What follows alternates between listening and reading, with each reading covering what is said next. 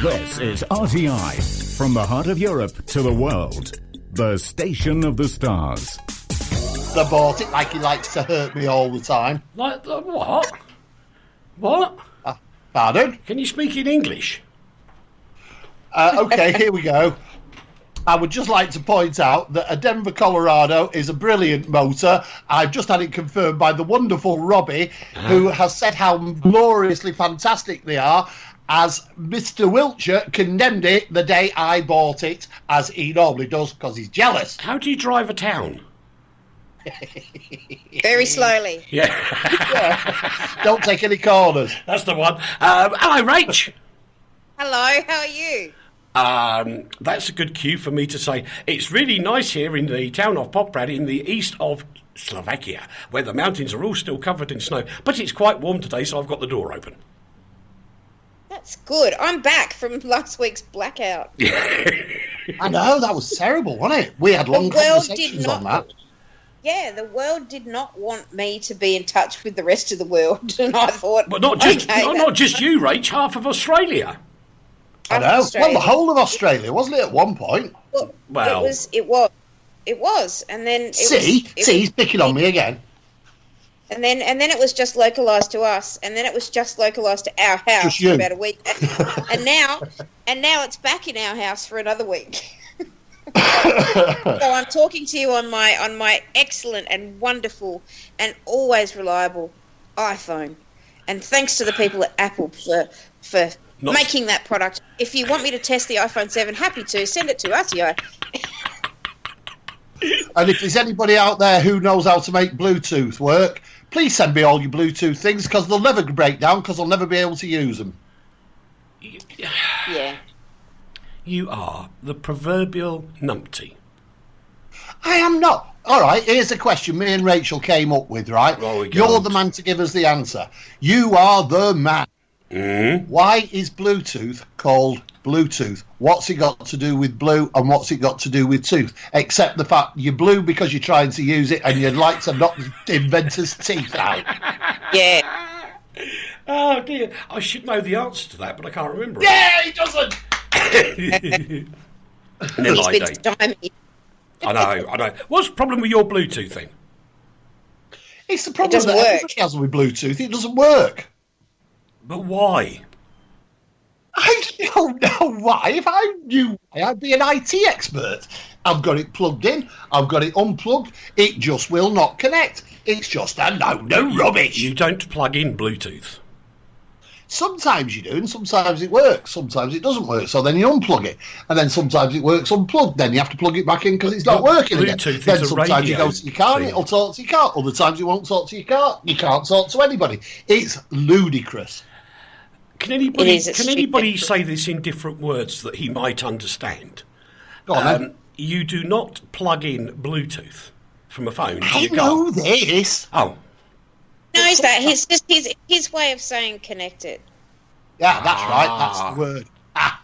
Come on, it's Leigh speak. We know how to speak, Leigh. But I haven't got the decoder plugged in this week. Oh, come on. You don't plug a decoder in. No, you don't. Is that? Does it plug in or does it connect your decoder? Come on now. Exactly. It's a plug-in. There you go. So things do plug in, Uncle Leigh. I've got a bundle that plugs in, yeah. Shall we get on with the news? Yeah, let's do that. We sounded rather like Clarkson, May and Hammond at that point. No, we did not. Yes, we did. We did. No, we didn't. We did sound a bit like the Grand Tour at that point, Rach. I'm sorry. Uzu. Go on then. Name. You can pick, Rach. Uzu. I'll be Hammond because he's the short one who's awesome, and so am I. Right. Nicely put. So who's Jezza? Oh, that'd have to be Uncle Eric. Oh no! Why? That means I'm James May. You can get lost. I'm not talking to you for the next hour. Yeah, Captain Slow. Well, actually, yeah, that kind of fits on technology. He is Captain Slow. Peter Skellern, the pianist and songwriter, has died. He was only 69. Oh, that's really what a position to be in. Yeah. Do you know what's really weird? Uncle Leigh. What? You're being so rude. I've not been rude. Well, that's in your mind. I only just said something. Rachel's mind is in the gutter already. And she's now falling about on the floor. Never been anywhere else, to be truthful. Well, that's probably true. I was going to say something very arty at that point, and now I've lost it. Go on, then. It's gone, because you threw it away. Peter Skellen, you're a lady. There you are. I know. That's our dedication to I you. know what it was now. There's a report come out this morning which actually says that because of the differing lifestyles, that if you retire at a certain age, you will live for a certain amount of years. And the chances are that a person who's been brought up from the 60s and onwards has got a fair chance of living till they're 90, because we just don't run our batteries down so much, like old people did. And you can read that, ladies and gentlemen, boys and girls and everybody else, as the lead story on ConsumerWatchFoundation.com. Well, that's where I read it then, wasn't it? Hey, see? Blimey. Yeah. I've just proved I can read. Anyway, regards to obviously Peter Skillen's family, and he was a bit of a boy in his day, it's got to be said. Stanley Bard, the manager of the New York's Chelsea Hotel, has also died. Now, he was a bit of a character, wasn't he? He was. Yeah, I was at the Chelsea Hotel last year. We stayed there for a few days. It's in the tragedy is it's in the process of being rebuilt now.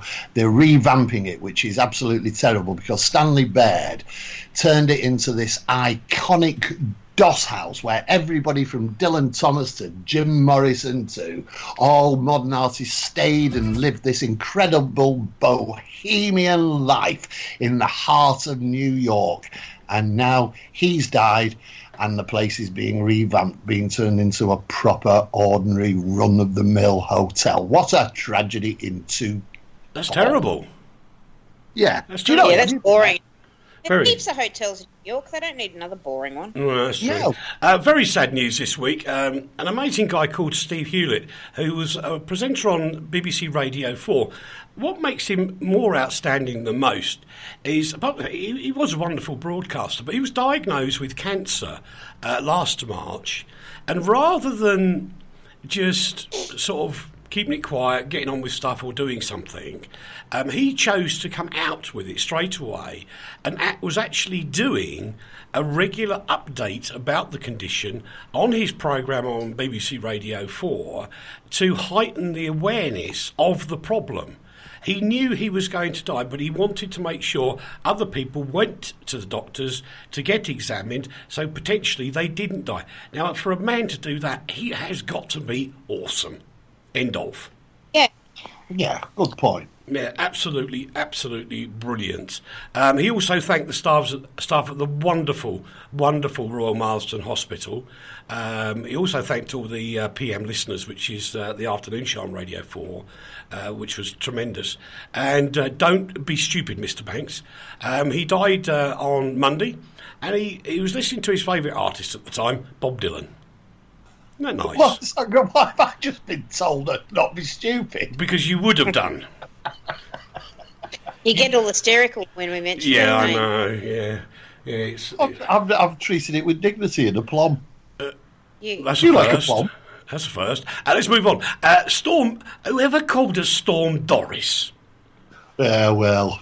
What a name to give a storm, Doris. It is, isn't it? I wonder why they called it Doris. That's very strange. But it has been quite dangerous, you know. There's been a lot going on, and people have actually died. But my perception of Doris is a blue-rinsed lady drinking a sherry, which is hardly somebody that wreaks havoc.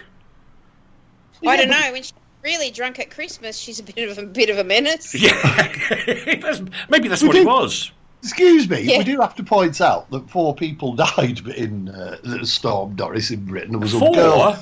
Yeah, 4 people. One woman was sitting outside Starbucks in Wolverhampton, which is just up the road from Mr. Banks, do you not remember? What? We went by there walking one day. We did, actually. You're quite right. We did. It could have been us. A long time ago. It could have been... What do you mean it's a good idea? That'd have been nice. Stop it! Goodness sakes. Been tragedy, you know. Anyway... are we going to talk about this storm? Yeah, well, people keep talking to me. You can't laugh in the face of Doris. Oh, okay. Well... Hang on a minute, Leigh. Hang on. Doris, I can't laugh while you're in the studio. Can you go away, please? Thank you. Shut the door. That's it, she's gone now. I was trying to make a joke out of blow, but you can't. This is a serious story. 4 people have died. One was sitting out Starbucks when a whole of an air conditioning system apparently blew off the wall and smashed her in the head. It's awful. Another woman collapsed in Alding in Sussex, I think it was, in the middle of the road after being hit by flying debris. A whole school gym collapsed, seriously injuring some pupils. I think one of those was very seriously injured. And the devastation all over the country, normally I take the sense of derision towards storms and the way the weather is in Britain, exactly as Eric did. But this actually has done some devastating things across Britain. It's been awful. Yeah, but I'd like to... Go, Rach. You go first, Rach. Oh, thanks so much. Thanks so much for that invitation. Glorious. The thing as an Australian, listening to these stories from, very far away, and our own climate being so out of control, crazy all the time, and very extreme all the time, and we have storms like these, day of the week, sometimes up north. But the thing that strikes me, and when you get extreme weather conditions as well, you guys aren't ready for it. You're not built for it. You're not prepared for it because it doesn't normally affect you that way. So when a storm like that comes through, it does an extraordinary amount of damage because you're simply ready. I've got some hot news for you. Yeah. Oh. Apparently, there is an alphabetical system of the naming of storms in the UK, which Dave's just given us. Thank you, Dave. E is going to be for Ewan. F is for Fleur. G is Gabrielle. H for Holly. I for Ivor. Don't.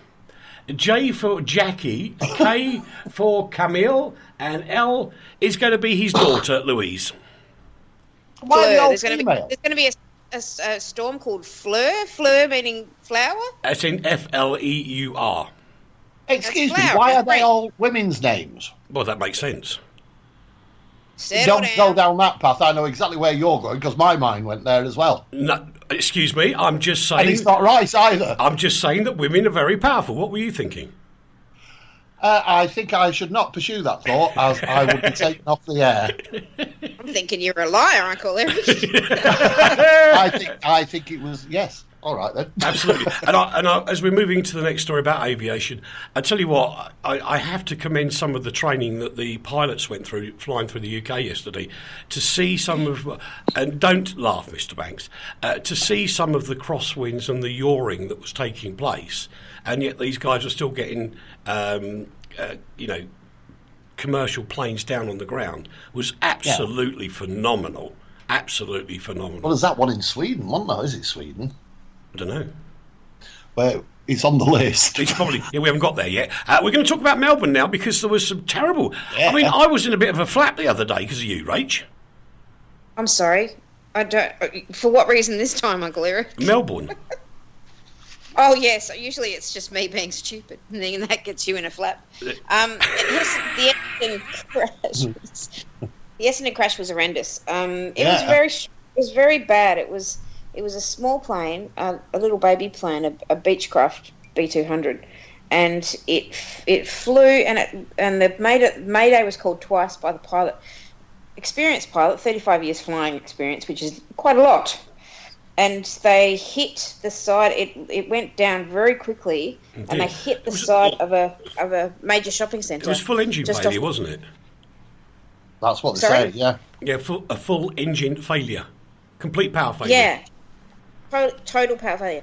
And he could have done nothing to prevent that crash, and he could have done nothing to prevent where it was. But on the bright side, I guess. Not that there is one, but, there's a blessing here in that it hit the side of a great big shopping mall. And because it had just taken off, it was full of fuel. Yeah. So immediately it turned into a great big bomb, really. Yeah. It hit the loading dock of a store, and it was 9 o'clock in the morning, 10 o'clock the centre opens. So there were a lot less people there than what there might have been. Yeah. It didn't. It also didn't hurt anybody inside because it hit the loading dock. Gosh. And it didn't land on the freeway, which is next to it, which is 4 lanes, both going both ways. Good Lord. So it was frightening and horrible. And actually, my Robbie had just driven past it.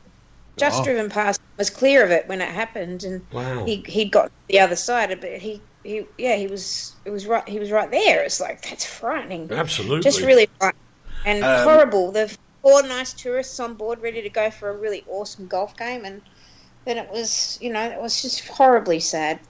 Indeed so. And I have to say, again, a pilot doing the most amazing job was a plane going from Edinburgh off to Holland. It was going into the Schiphol airport. And it crash-landed, not crash-landed, but the undercarriage failed on one side. And the plane went down on the propellers because it was a prop plane. And to see how this pilot managed to get the plane to stop was just phenomenal. I honestly don't know how he managed to do it. That's right, I know. Yeah. There was 59 passengers on board. What? I'll tell you something really interesting. At the moment, I've got this cool young man living in my house who this week started at university to become a pilot. Really? Yeah, and he say hello, Toby. Hey guys. Hi, Toby. Hello, Toby. Pilots are pretty cool, huh? Oh, he's ready for the stage as well, isn't he? Ready. So yeah, it was very interesting that all this sort of stuff has been happening with aviation in the week he starts university, but still keen to do it, not scared. No, I know. I mean, I understand it. When I did my first ever cross country, Toby will understand this. I had my instructor with me, but I was then, taking off and turning around on the circuit and coming back in. And he said, "Tell you what, Eric," he said, "we'll go a little bit further out because there's a few behind us, and then we'll have an easy run in." At which time the cloud ceiling plummeted. Literally around you could see the cloud dropping. And I'm going, "I don't want to land the plane, Jim." And he goes, "No, it's okay, I'll do it." I said, "How are we going to get in?" He said, "Well, Mike's hanging out," because we didn't have radar at this training school. It was just a little flying field. So the chief instructor... Little, we're doing flying lessons. Little. So Mike, who was the chief instructor, was hanging out, I kid you not, dear listener, hanging out of the window of the control tower, listening to the... You've got to get out because you're flying. Well, he was listening to the aircraft engine and telling the instructor, Jim, who was with me, which way to point the aeroplane to get down on the ground again. Flipping ding-dongs. Why don't you just point it downwards? Because there was blinking pylons in the way. We had to do it properly, otherwise you crash into pylons. I've had pylons. It's terrible. You can get cream for it, though. Yeah, but I'd have been a fried pylon. There's some nice ointments. What a fried pylon. Another... Oh, no. Oh, what? Are you talking about Cressida Dick? We should have done this in part 3 of the show. Why? Because we haven't got three. We haven't got a part 3. Well, I know that, but why do you not? Why? Because of a name? No. Another. It's all got to fall apart because of a name. No. Another male bastion falls. I think that was a terrible headline. Why? It's true. Well, it's a bit sexist because she. All right. Oh, she's the you're first, being so PC at the moment. Oh! I could crush a grape. Well, I bet you could. I've just had grapes. Why? The reason I've got an upset stomach is because I had a whole pummet of grapes last night. Oh, God. It's made me rather... Has grapes got anything to do with pylons? No. Well, yes, obviously. You're careful not to blow them off, yeah, obviously. He's just trying to grape another joke, Rach. Anyway, where has this bastion fallen? In London. Where? Scotland Yard. That was just leading you in. Oh. That was like a backing singer just leading you in to the crescendo. Yeah, but you were out of tune. I was doing a descant. Yeah, a desperate one by the sound of it. Cressida Dick is the first woman to head... Cressida.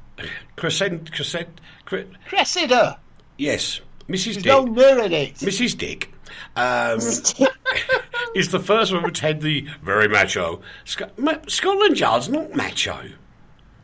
Are you saying all Scotland Yard officers are gay? No, but it's... You are! No, I'm not. Have you ever been against them all and shooting? Other than being arrested, have you ever been to Scotland Yard? I actually have, yes. Because me too helping people in Scotland Yard one time. I was a consultant. You were helping them tidy up, weren't you? No, Uncle Leigh, what? Yes. What were you doing at Scotland Yard? Did you review something there? It was a story, and I genuinely can't remember what the story was now. It was a long time ago, and I'd been about the police. Yeah, it was a big murder thing, and I just, for the life of me, can't remember. Anyway, we went to a press conference there, and then later on, after we'd been for a few beers with some of the gay police officers that Eric alluded to, we got a trip round Scotland Yard. It was very interesting, very big, but now they've sold it and destroyed it and ruined it and made it move. Oh, well, there you go. I've got a question about this lady. What's the just 5 foot tall got to do with anything? As if being short's a handicap. It's so not true. Well, no, because policemen are taller. Well, they're not anymore, are they? Where? You can have dwarfs as policemen now, and as long as they can carry, as long as the truncheon doesn't drag on the floor, then they can be a policeman. Say dwarfs. Yeah, it's true. Supposed to say, the trouble is, we have taller police ladies here in Slovakia, and in the summer they ride around on bicycles. Here we go. He's going to be rude, and hence the fact that they put their hair back in ponytails, they have crop tops on, and sort of exercise shorts on. And whenever they say to you, "Are you sure what you're doing?" I can never answer them. Well, where do they keep their truncheons then? I have.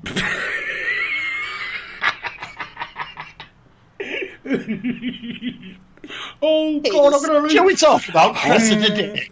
I'm going to control this.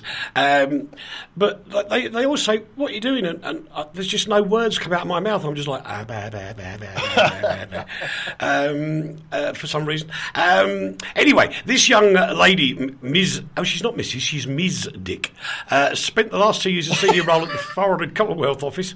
Oh, she's been my colleague for 2 years then. Oh dear. I know. Oh, do get on with it. Jeez.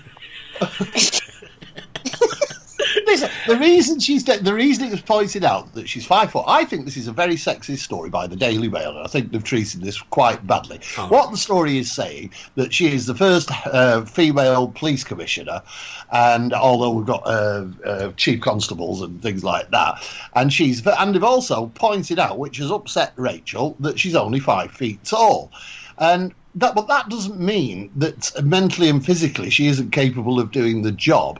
But the fact that she's the first police chief constable as a female is as important as having the first female prime minister or the first female president. This is not a sexist comment, Leigh, but I think there's a lot of merit in appointing a lady. I do really. Well, is there? Yes. I don't mean that. Have you ever... No, Leigh, look, come on. Let's think of this logically. I didn't say anything. Let's think of this logically. If two blokes are having a barney and the lady says, "You two, I'm going to bang your heads together if you don't shut up," the two blokes just shut up. There's never an argument. Because they hear their mother's voices in the back. Exactly. So she could be a blessing in disguise, you know. She might also be an expert in martial arts. In which case they're all dead. Well, regardless of how tall you are, and you know what else? It's like whoever is appointed, whether it be man, woman, or Martian, should just be the best person for the job. Correct. That's a very good point. I totally agree. Eureka! Could be the best person for the job. That's the best statement we've had on this programme for about 2 years. Yes, exactly. I mean it. By the way, police have found thousands of cannabis plants valued at more than £1 million in an underground bunker that was built during the 1980s. These bunkers were originally built to house... These bunkers were originally built to house politicians and important people in case there was a nuclear attack. And inside these bunkers was £1 million worth of cannabis plants. Stone me, eh? Stone me, yes, you're quite right. Absolutely right. Bro. Absolutely. And apparently, last year, there was 1,000 cannabis plants found in a luxury 9-bedroom country mansion in a place, this is a town actually, not the part of the year, actually a place called March in Cambridgeshire, which is very snobby. Very, very snobby indeed. I hope there was £9 million worth of Doritos as well. Well, you'd need those, indeed you would. Shall we do this? Here's a quick true story. This is absolutely true. About, it's another true story. But it is. It was a police thing, another press conference that I was at, and there'd been this massive drugs bust for dope in the Midlands, and it just basically the police had lifted every bit of dope out of the Midlands, and it was a major coup for them, and. I just asked. Was the pigeons involved? Pardon? Was there pigeons involved? No, my battery's running low now. What, anyway, so why was there a coup? I just simply asked the question. I asked the straightforward question. Did he not say there was a coup, dear listener? Where was the pigeon? That was I didn't say coup. He did. Ooh. Ooh. No. Anyway, so I asked the question to the police. I said, "What do you do with it when you get rid of it?" He says, "We burn it." I said, "Well, that's what you've arrested all those blokes for burning it." Yes. Oh. I wasn't very popular at that press conference, I must admit. No, you probably weren't, were you? Just going to switch my thing on so my battery doesn't vanish. That's a good idea. I was going to ask him to sing, but he's gone away now. That's marvellous. I'm not. I'm here. I'll sing. Nah, probably not. And see, that's just ruined me day now. I thought I was going to be able to sing on the radio. I'm having to pad for a minute while my brain goes into gear, which isn't working. I can see the young lady. Got it. Lorraine Chase is the lady's name.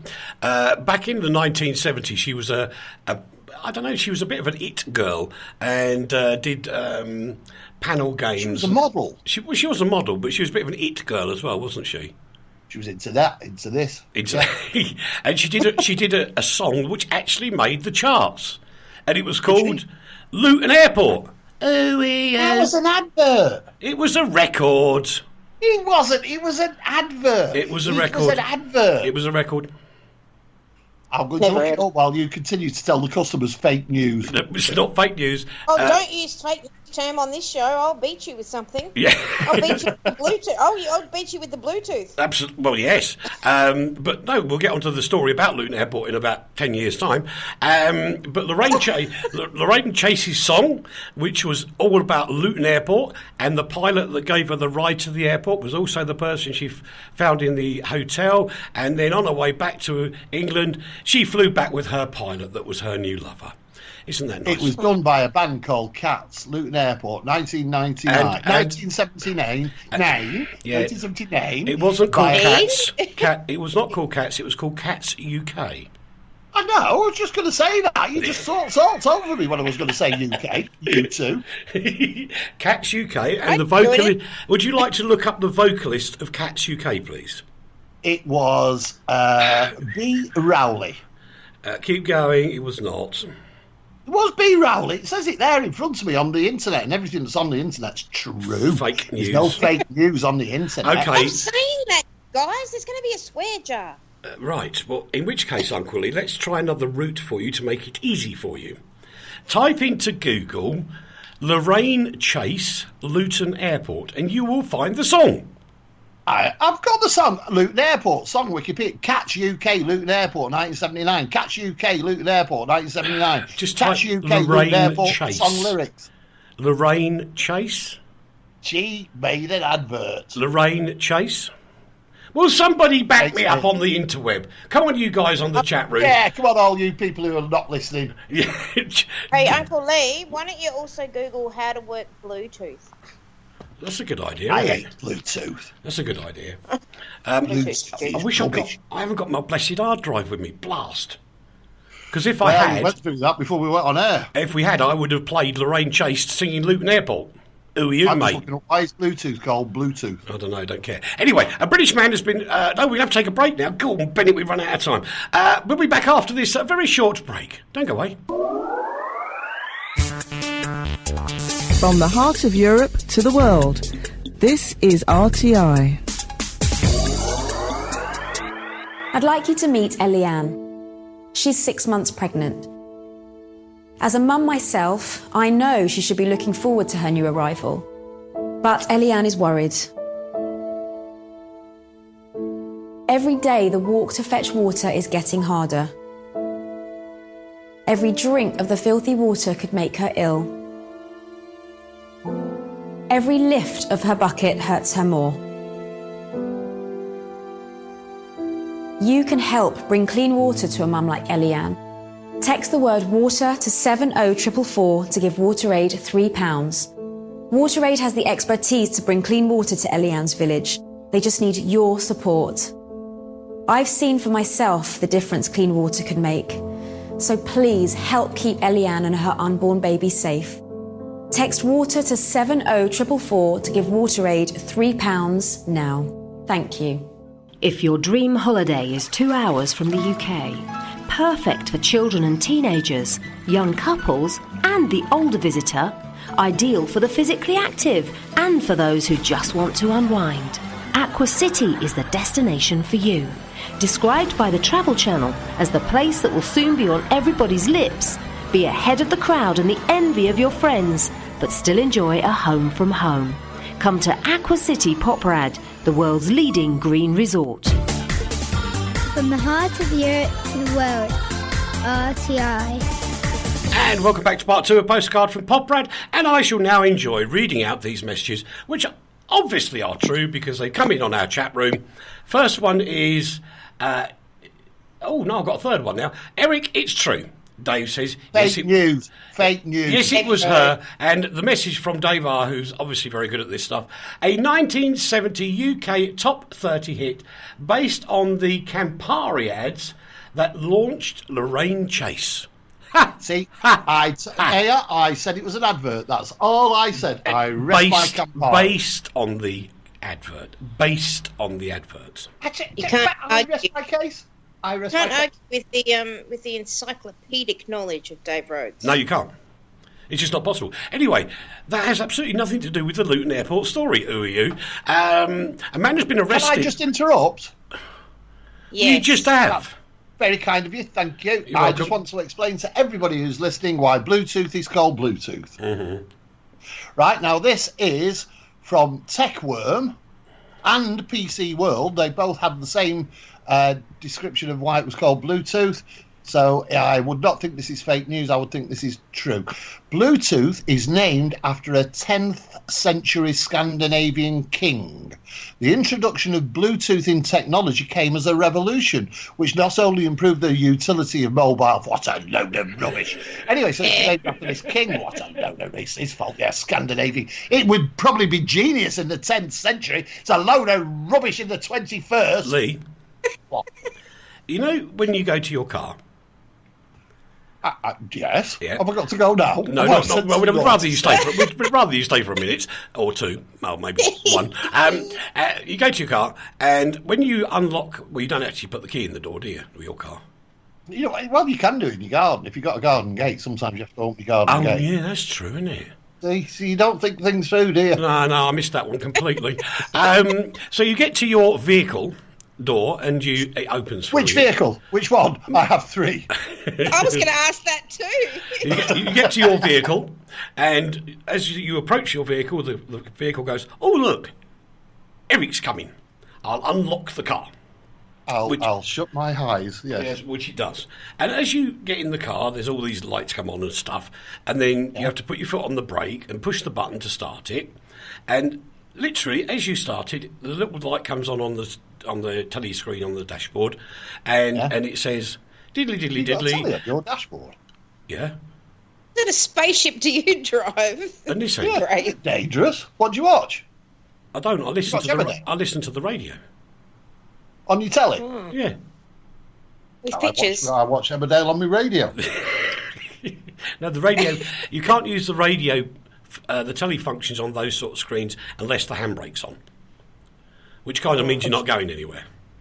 We'll put you can drive with it on a little bit, but it's really, just drive slow. No. So anyway, little thing comes up and it says, "I am connecting via Bluetooth to your phone." I know, but he never does it. That's as far as it gets. And then automatically, without me touching anything, the phone talks to the radio thing and it says, "Yes, I want to be turned on." And it comes up on the screen and it says, "Radio Tatras International from now Europe to the world." And I haven't touched a thing. Nothing. Yes, you have. You've touched. Start I don't know button. what you've touched. You've touched your door. Some sort of hallucinogenic. No. Well, I agree with that, yeah. You know, these things do not work. They don't work in cars. No, they don't. exactly. Don't work anywhere. Let me point out with the voice of sanity that we have to bear in mind that Bluetooth was invented by a 10th century Scandinavian king. How could he know what new technology would be about all that time ago? That's the very man's either true. a genius or a madman. Shall we get to the story? The story's boring. It's not. Story. A British man has been fake news, arrested it's not in true. Luton Airport because he launched a cyber attack on a German telecoms company. Oh, we're on that one now, are we? Well, we never got away from it. We we got there and chase. we got there a bit, and to use the aviational sort of wording, we stalled. I'll let him tell it, Rach. We stalled. Yeah. Boring. Why is it boring? Yeah. I don't know what story he's talking about. The one that says Luton Airport OEU at the top. Ooh, you. That's the one. Who are you? OEU. Ooh, Who are you? What if I wish? I really wish, dear listener, I really wish we got a webcam in Leigh's house at the moment. Why? Because you would see anything. I don't wish that at all. No, but you would see the vision of a glazed look approaching. Because as you say, it was because of sort of scenarios of DDoS attacks. His face just glazes over. Nothing happens. It's the same glazed look that the listener has at this very moment while listening to this ludicrous program. Here, Ivan, and is that Ivan? Yeah, Ivan. We've got the Dashing Jedi listening to us as well at the moment. Cool. Yeah, there we have. But anyway, this story made me so cross during the week. The next one. Is this the pasty? No, it's about some of it I get, but this pompous personage, who I will come on to later. Pompous person sitting in the studio at a television channel going, and I'm thinking, you pompous person. It's all about illegally... What did you say? Pompous. What's this got to do with the pasty? We're not doing pasties. We're doing illegally streamed live football matches. Can you believe it? Ask Robbie whether we should do the pasties or not. What pasties? Robbie's well asleep now. That's all right. So we'll get on to... This is all about piracy. And it's football, music, and videos and all sorts of things. And there's this... The people have been pushing Google and Bing to actually block the names of these piratical websites coming up when you do a Google search. As it goes, Google have been doing that for a while now anyway. It's just that this pompous idiot didn't know that they have been doing it.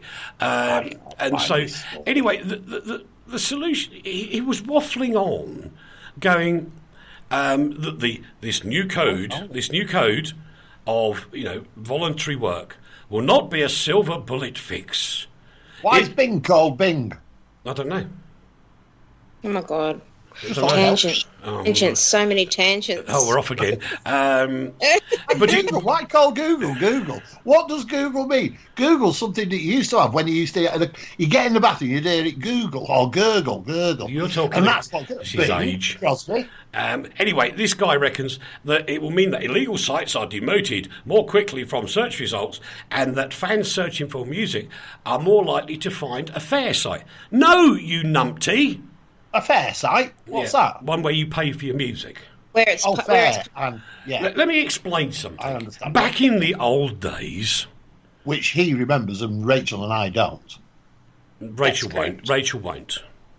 I really don't. No, I can't remember anything. I don't. Back in the old days, I remember last week. I used to have an office in the middle of a sort of industrial park in Kent.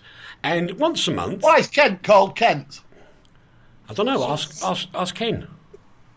Ken. Because his mother named him that. This is true. So anyway, this little fella would come round once a month and he'd go, I've got some, what he used to call them, damaged stock cassettes. And they were not damaged stock cassettes at all. No. They were pirate cassettes. This is when, I'm going back to the sort of 1980s and 90s. And people used to buy, and I go, don't buy them. They won't work. They're rubbish. I guarantee you they'll be like the first song and the rest of the tapes will empty, which is often the case. But people bought them because the music cost was too high. And today, the cost hasn't really gone down. So if the bloke from the BPI in the UK wants to reduce pirating of music, make it more affordable so people won't pirate it. Yeah, but since iTunes came along and that kind of thing, you don't have to buy. You know how back in the good old days we used to buy a single if we didn't want the whole album. Yep. Now you can just buy a track. You don't even have to buy the horrible B-side. Yes, that's right. And it's only like $1 or something a track on most of them. Some of them are more, some of them are less. But I think that's a wonderful idea. This is actually a really sore point with me, this whole piracy business. I'm a real anti-piracy person. Yeah. It's theft, and I don't think it's any good. And I think people work really hard in industries that produce film, television, music, etc., etc. And what you're doing is stealing from them, and yes, that's wrong. Absolutely. Yeah, I mean, there's a lot of people, and all joking aside a minute, yourself, Rachel, Leigh, Dave, who's on as well, and various others, that actually spend a lot of time putting together programs all properly. We pay music rights, and I'm very proud to do it, because the artists should get paid. Because they own. It's like going into your local supermarket and saying, "Oh, you see that one over there? I'll just try that one. Maybe I'll come and buy one late, but maybe I won't. I'll have it for free." Yeah. Yeah. Like, hello. Hello. What are you on? You know, it's just nothing. Daft. It's terrible. Might be that. But the trouble is, the people at the top of the creative industries areas don't live in the real world. And I'll say it once, I'll say it again. One of the reasons why Sky was never pirated so well, agreed, they have beautiful technology in the UK for Sky Television. But one of the important things is the package is not expensive for what it is. The package is actually one of the best value packages across Europe. So people don't hack it. There's no need to hack it because it's affordable. You can get a basic package for, even somebody who's unemployed can get the basic package for little amount. That's why Netflix and all those movie sharing channels and streaming channels are so good, because in Australia we have only got one cable provider and it's really expensive, like ridiculously expensive, and nobody can afford it. So that Netflix came along at $11 a month, and how can you say no to that? And it's so much content, so much wonderful programming, and nobody's getting stolen from. And do you know what's really funny? People will say, "Oh yeah, but I want the DVD," and I go, "Why? How many times do you watch the film?"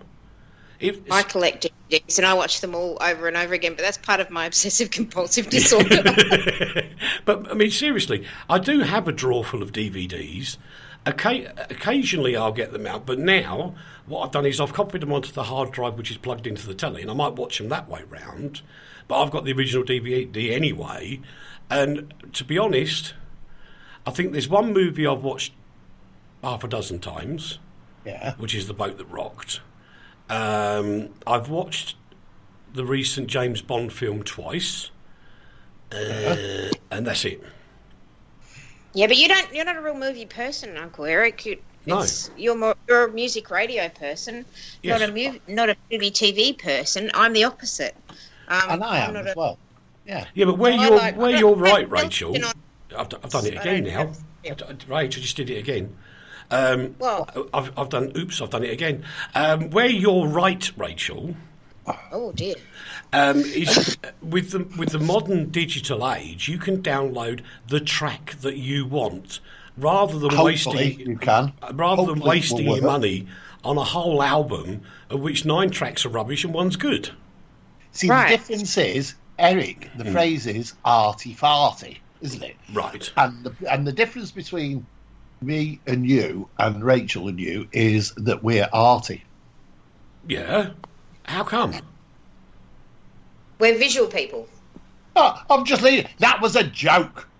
Oh. Forget it. Oh, I will. A few more people to say hello to. Hello, Funky Hunter. Funky Hunter! Hello. Get down. Just Call Me Mez has joined us as well, as does Snow, the dashing Jeff. Rachel. Dashing what? Jet? The dashing Jeff is listening to you. Whoa. Ooh. Dashing Jet, would you like to know why Bing is called Bing? This is fascinating. It's as interesting as watching washing dry. No, Microsoft had a focus group that chose the name Bing, and Microsoft decided on it. I think this is amazing, because Microsoft chose it because it was easy to spell. Well, it is, I suppose, really, isn't it? Yeah. So you get it on aeroplanes, you get it in everywhere. Bing bong. Yeah, bing and bong. That's what it's about. That's nothing to do with Bing. Right, we got some serious news now for a moment. The elections yesterday in the UK for a place called Copeland and also in Stoke. Now, one of the places, this place up in Copeland, apparently has been I wonder, what do you call it in American? Not a Democrat. Yeah, a Democrat seat or a Labour Party seat in the UK. This has been a Labour seat for like ever, decades and stuff. And yet the Conservative Party or the Republican Party, because we've got lots of Americans listening, I can see you all there, they actually won the seat from the other lot. Yeah. It's getting too confusing doing double everything. And I just wondered if this is the end for Jeremy Corbyn. Because of course it is. It's an end that's been coming for a long time and needs to happen. I know a lot of people think that Jeremy Corbyn is the new politics. He isn't. He's very, very old politics. He's probably older than Croesus himself, although that's about being rich. He is a failed politician and is being given being shown the door. I nearly said all that right, didn't I? You nearly did. Apparently, this is even more embarrassing because it's the first seat that's been won by a government over an opposition in a by-election since 1982. Well done, Jeremy. Yeah, you've done well there, Jeremy. And I did look on Facebook and ask the question, and Terry said, with any luck he'll be shot, oops, I mean fired, to which Dave replied, do you mean out of a cannon? I thought, marvellous. You can't, even in jest, you shouldn't wish violence on someone, really. No. Oh. We don't condone that, I just... Not unless you dim sung. Right. Oh. Yes. If you got... That'd be really sad if you got a dim... I don't understand. Yeah, it's not nice to call your son dim, is it? It could be a light bulb moment. Good. If his last name's Witt, then you've got a problem. Okay, we've got a message now for the EU bullies. Because I wasn't going to do this, but because it's a bit political, but I'm getting cross now. The chief executive of Barclays has insisted that London, not Brussels, London will remain Europe's preeminent financial centre even after Britain leaves the EU. So stick that in your pipe and smoke it, Mr. Yonkers. Huh. Yeah, what's happened to Thingy? Who's Thingy? I can't remember, but I said Thingy because I couldn't remember. If I could have remembered, I'd have used the name. It's Mr. Yonkers who's the unelected president of Europe. I was thinking of Switzerland, Austria. Do you want to do any more countries? Switzerland in Austria, yeah. Marvellous. Wait a minute, I'm a faraway person from all this stuff that's going on over there. You're a space cowboy. Yeah, man. And but I'm wondering why London should be the centre if they leave the EU anyway. I don't understand this story at all. Because at the moment, London... It's the postulation of Jess Staley, who's the chief executive of Barclays. No. Barclays have got a terrible reputation, and he's just trying to make them all sound like... You're missing it. Rhymes with... Yes. You're missing it. What are we missing? You're missing it. I've said this... I won't do the same story as I normally do to explain, but you're missing it, honestly. There's loads of posturing by politicians at the moment. Yeah. And this is a posturing of a banker. And this is a posturing of a business person. Rachel, does that mean we were missing the point? Not so far. Right. Fine, thank you. So the politicians are all puffing up their chests and going, I'm going to beat you up, young fellow. And the other one's going, no, you won't, young fellow. I'm going to beat you up. And this is the politicians doing their stuff. And what they don't realise is the business people will actually decide what's going to happen. They won't give a jot what Mr. Junkers and crew think. The business people will either choose to do business across Europe as they do now. If the EU tries to get in the middle of it and damage it, they will tell the EU where to get off. And the EU will get beaten up because it's not the politicians that are driving this issue. It's business that is driving this issue. I don't care what people think. You can have your votes. You can have all of it. You want to come out? Fine. But the bottom line is business will decide who does what in the long term, not an unelected president of the EU. Absolute but fact. The politicians have got to lay down a pathway for business to follow. The business will just find a way round it. Well, actually, yeah, I agree with you. They will. But it still doesn't answer the question of why would London become the new financial capital of Europe? But it's not a new one, it's an existing one. Yeah, but why is it going to be the preeminent one? Well, because it always has been. Britain's leaving the EU, right? Yep. That's what you guys voted to do, right? Yep. Yeah. So if they leave, then it shouldn't be. Well, it was before. So that was when you were in. It wasn't really, was it? You've got far bigger European financial centres than London. Lloyd's, as in the Lloyd's insurance people and the stock exchange, was miles ahead of other stock markets in Europe, and in fact, it still leads the way. It's the old adage, isn't it? When the USA gets a cold, the UK gets a fever. And it carries on through into Europe. It's just the way it works. It's not. How does that make it as the preeminent financial institution then? If every time something goes wrong elsewhere in the world, we have vapours and damage Europe? Because that's just the way it works. Sorry. You know what? We should be the financial centre in Australia because we didn't get touched by that stupid GFC. Exactly right. Exactly right. We could send us some advisors, couldn't we? Yeah. I'm going to move on because we've got 7 minutes left, and I've got loads of news to do. So we'll try and crash through some of it. Kim Jong Nam. So we won't be nasty to Kim Jong Un we this can't week. get you now. Oh, right. Apparently, this gentleman was poisoned by a weapon of mass destruction, according to the United Nations. And the swabs were taken from his eyes and face. And it does... that aside, they're now saying that the people that committed the murder were actually from North Korea. And then that really does worry me, because how do North Koreans get these chemical weapons unless they were actually in North Korea in the first place?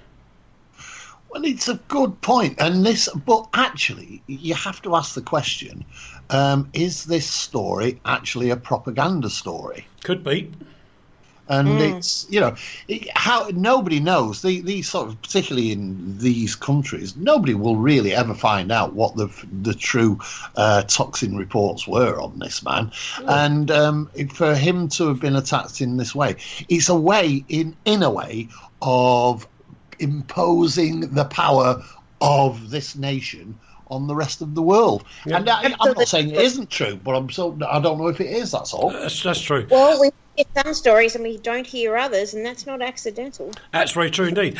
Where's the anarchy, said many people at the Brit Awards. They wanted to hear more rock and roll. Oh, you old people. Because they didn't think there was enough rock and roll in the Brit Awards. Rock and roll ended in the 50s, 1950s.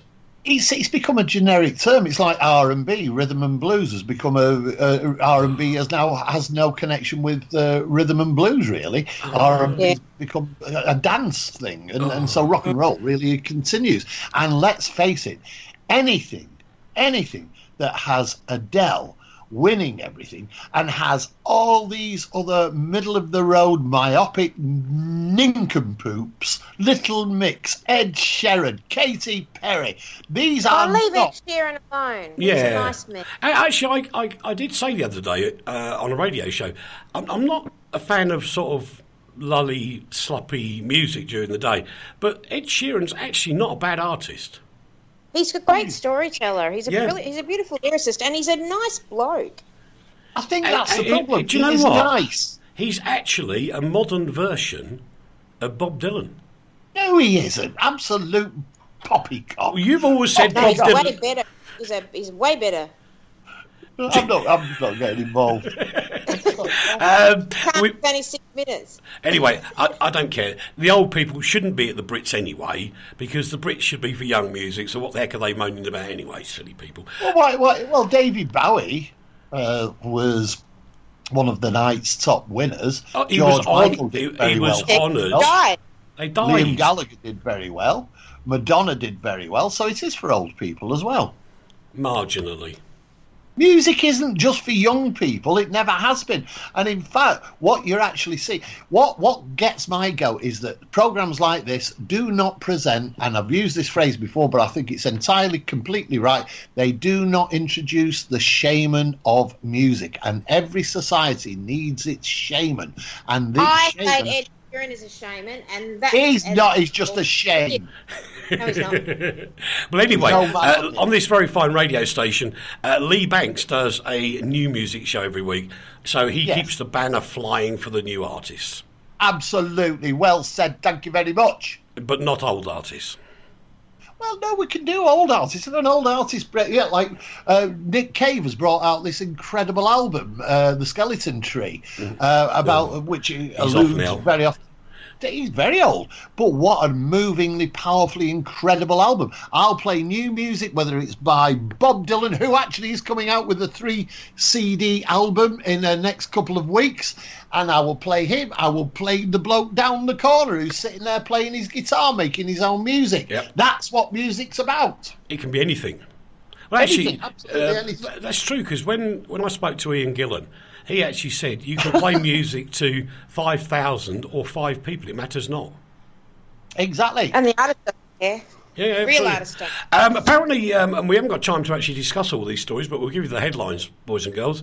The burqa is being banned in schools, polling stations, and government workplaces in Bavaria, as German ministers insist the full-face veil is at odds with the culture of communication. Yes, but it isn't against the culture of communication in the land where it was invented, is it? No, but when in Rome, do as the Romans do. Well, not necessarily, but like you say, we haven't got time to discuss it. Well, which side of the road do you drive on? Well, I'm of the opinion, I'm very, very ambivalent about burqas. I can see the sense why people want to have it banned, but also I'm not sure how many people have been blown up by somebody wearing a burqa. Well, I get your point. But what they're saying is, if you're going to live in a country, you embrace the culture of that country, which I actually do believe in, and I think it's the right thing to do. I think it's the right thing to do, but I also don't believe that you have to lose your own culture as well to do that. I haven't lost my British culture. It's about religion, and if that's the case, then everyone should take their cross off, and everyone should take their Star of David off. And that's right, absolutely. Well, it is. I haven't lost my culture, because I never had any, before you say it. But the point is, I drive on the right-hand side of the road now, not the left, because that's the way they do it here. But you can still believe in your own God. Of course I can. That's to not die and kill others. It's completely That's right. It's apples and oranges. Well, that's true. That is very true. Anyway, we've got just about enough time to say, Rach, what are you doing this weekend? Having a haircut. Yeah, that's nice. Yes, and it's a bit of colour going in there. Funnily, though, at the exact same moment that I'm having mine, Puppy Gordy's having his and Robbie's having his, so that was by total accident. So Robbie's having pink hair. Marvellous. What are you doing, Uncle Leigh? I'm going to go out playing in my Denver, Colorado. You're going to Denver, Colorado for the weekend? No, he knows, ladies and gentlemen, everybody, he knows exactly what I'm talking about because he's insulted my Denver, Colorado since the moment I bought it. and I am going out playing in my Denver, Colorado. Say goodbye, Rach. Goodbye, Ray. Say goodbye, Sooty. Bye-bye, Sooty. See you next week, boys and girls. Thanks very much for your company. It's that Andy fella up next, isn't it? An absolute packed weekend. Don't go away. Keep it here. The Happy Station. The coolest station online. Yeah. Hi there, this is your Royal Ruler on RTI. We're live and in colour. RTI. That's us. Because we play this. RTI. You're never more than a minute away from the music on RTI. RTI.